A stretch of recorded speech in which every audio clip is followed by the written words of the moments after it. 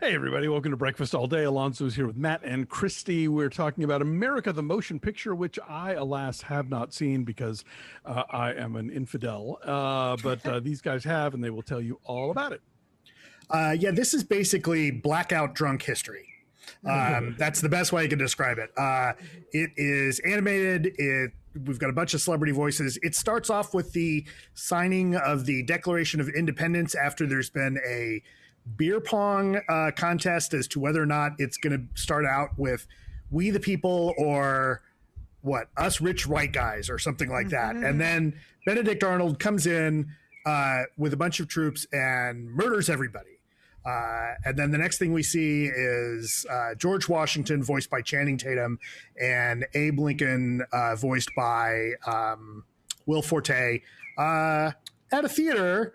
Lincoln is complaining about John Wilkes' booth prices. This movie's batshit, completely batshit. It's what feel like sketch ideas that in some cases go a little too far or stretched out kind of past their breaking point. This movie kind of runs out of steam probably around the third act pretty badly. Maybe even halfway through. So does America, Matt. Yeah, exactly. There is some funny shit going on here, but it's very inconsistent. I didn't get bored, but it was more like this probably could have been 45 minutes tops. And I think it feels stretched out. It does have some points to make that are, by the time they make them, extremely ham-fisted. But I'm glad I watched it. Like, there's definitely a lot of Star Wars fanboy references going on in this. Again, like, this is somewhere between, it's just this weird animated Lord and Miller send up of American history with trying to make some points that are way over the top. It's weird. Is it Lord and Miller? They are producers on it. They're producers. It's directed by Matt Thompson, who was behind Archer and C-Lab 2021. And there's a lot of Archer in this. Totally. But it's not ever as tight as Archer is. And I think partly because it's an hour and a half. It's so scattered. No, this is like if America Fuck Yeah were a movie. This is that, with all the bombast and all the in your face, like anachronistic pop culture references, and a little bit of that instinct goes a long way. And I wanted to like this. I like all the people involved with this. I like the idea of Olivia Munn voicing Thomas Edison. It's kind of funny. The stuff they do with Bobby Moynihan as Paul Revere can be kind of funny. Judy Greer doesn't get to do a whole lot as Martha Washington, but be like big breasted and buxom and over sex crazed. And maybe that's meant to be like satire of how women far too often are depicted historically, but it comes off as just like eye candy garbage. It just throws everything at you. I've seen the comparison to like Zucker Abrams movies in that it's just like a joke every couple of seconds. If you don't like this one, there's another one that's coming. And as long as it's not like a Salzburg Friedman movie. What's that? Remember that Date movie and Epic movie and those guys? I mean, it's not as focused as that, I would say. Yikes. Because it is so all over the place in terms of historical periods and pop culture references, and only every once in a while does something make you laugh or hit its target. Like there's a Fast and Furious bit in here that's very funny. There's exactly one line in that Fast and Furious section that made me laugh out loud, which I'm not going to say because I want you all to have that pleasure as well. I really wanted to like this. I like all these people and I like the idea of it, but I like Killer Mike as the blacksmith who makes the silver bullet that we need to kill Benedict Arnold. Right, and he's got a couple songs in it. Like there's a couple of Run the Jewels songs that show up towards the end.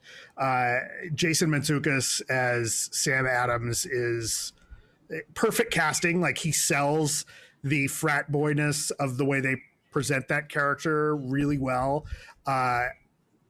This is very much like if Sterling Archer was teaching a history class in that show. This is what you would come away with. But it is too all over the place. I mostly liked it. There's a lot of, there is some fun stuff going on, but it was more like, oh, that's funny, as opposed to laughing out loud, right? There are some good laughs, but and some of the stuff, the first half hour is the best because it's like, holy shit, I can't believe they're doing that. Like their Vietnam joke early on is pretty funny.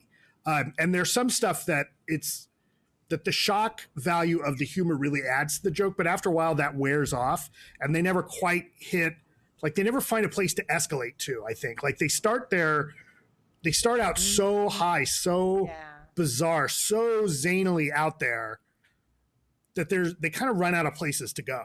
Yeah, it's so in your face and it's such an assault. Like I think they're trying so hard to shock you off the top that you're right. It's like, where do you go from there? Where do you go? And I think it works early on, but about halfway through, like I think they just run out of gas. So to speak. I would argue that it happens before then. Okay. So I'm saying 2. Oh, I'm trust me, I love Team America. I gave Team America 4 stars when I reviewed it. I like the idea of this kind of stuff. I love Archer. I love C-Lab. I like all these actors. One thing that was kind of funny, that Sam Adams is literally a frat boy, like he lives in a fraternity house. But did you notice what the name of the fraternity is? It's Delta Iota Chi. So it looks like it says dicks across their chest. I did not catch that. Every once in a while, like stupid stuff like that are kind of funny. But what's your number? I gave it a 6. Like I mean, look, like Washington as a giant superhero with like the super brawny dude that he's still got the white hair and a ponytail, and instead of Wolverine, like with claws, he's got chainsaws that come out. Like that was kind of funny. Like the executions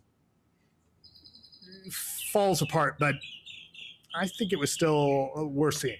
All right. Well, it's on Netflix if you want to watch it. And it came out in time for the 4th of July, but it's still hanging out around there. If you love freedom, there it is. I would recommend if people want comedy along these lines, it's actually historically accurate but still funny. The cartoonist Peter Bagge, Bagge, who's best known for Hate and Neat Stuff, has a collection called Founding Fathers Funnies, and there are these like short comic strips that he did about like the framers of the Constitution and the founding fathers of the U.S. that sort of take the historical facts that were often not taught in school and works them in a really funny way. So just something people might want to check out if this is their if this is their cup of taxed British tea.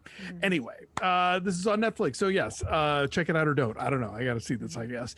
Thanks for watching. Like this video, subscribe to our YouTube channel, follow us at BeFastAllDay on Twitter, Instagram, and Facebook, and do visit our Patreon page at patreon.com/BeFastAllDay. Wrapping up our discussions of Loki in the next couple of weeks, getting into Ted Lasso season 2 very soon, which we're very excited about, and currently taking votes from our subscribers about which Richard Donner classic we'll be reviewing later this month, which will be again an exclusive for our subscribers at patreon.com/BeFastAllDay.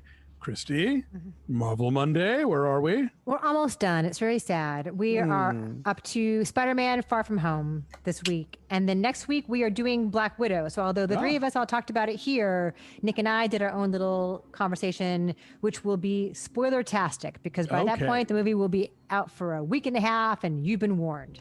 For sure. All right. Good deal. Awesome. Thanks everybody for watching, for listening, wherever you're getting this into your ear brains. Have a good week. Take care of yourselves and each other, and we'll see you next time. Bye.